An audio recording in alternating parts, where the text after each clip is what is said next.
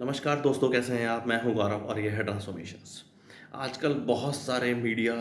Media houses पे या media एक तरीके से चैनल्स पे एक एक रिपोर्ट चल रही है और जो कि रिपोर्ट है भी सही है। एज़ पर डेटा देश में लगभग 7 करोड़ से ज़्यादा ऐसे लोग हैं जो कि लगभग ₹62 या ₹62 से भी कम अर्न करते हैं ऑन डेली बेसिस। और इन सब रिपोर्ट्स को या इन सब इस तरीके से पूरे दस्तावेज़ों को, डॉक्यूमेंट्स को दिखाकर मीडिया के काफ़ी बड़े-बड़े एंकर्स और सब कुछ बोल रहे हैं कि आम जनता को ये बता रहे हैं कि देखिए कितनी बड़ी परेशानी है या कितनी बड़ी त्रासदी है या कितनी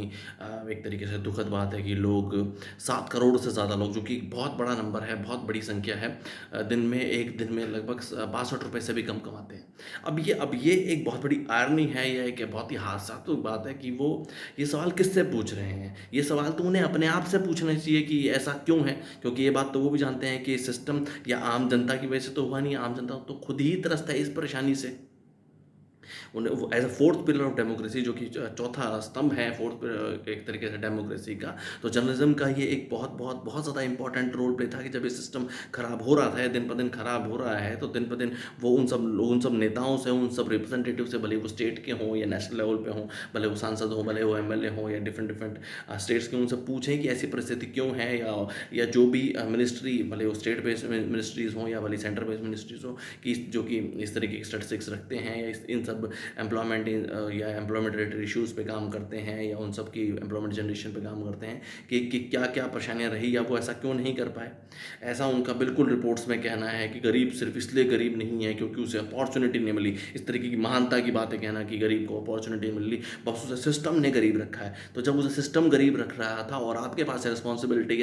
थी as a fourth pillar of democracy कि आप उन सब लोगों से सवाल पूछें, तो क्या आपने और किसी नए इंसान को या किसी नए